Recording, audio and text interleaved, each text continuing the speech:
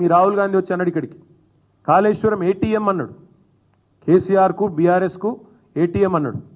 మరి మూసీ ప్రాజెక్ట్ ఏంది, రిజర్వ్ బ్యాంకా కాంగ్రెస్ పార్టీకి? 1,50,000 కోట్లు అంటే భారతదేశంలోనే అతిపెద్ద కుంభకోణం కాదా ఇది? నమామి గంగేకి 40,000 కోట్లు. ఇంకా మీకు చెప్పాలి, ఇంకా ఉన్నాయి వేరే ప్రాజెక్టులు కూడా తెప్పించిన.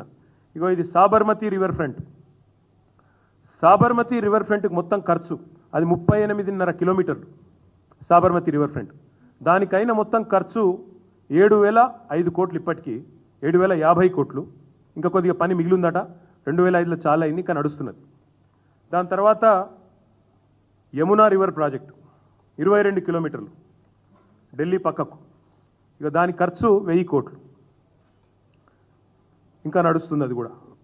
ఇక దానికంటే ముఖ్యమైనది మీకు కావాల్సింది ఇక గంగా. ఇప్పుడే చెప్పిన నేను మీకు, ఇప్పటికీ ఖర్చు అయింది నమామి గంగేలో 20,000 కోట్లు, ఇంకా 20,000 కోట్లు ఖర్చు అవుతుంది అనేది వాళ్ళ అంచనా. థేమ్స్ నది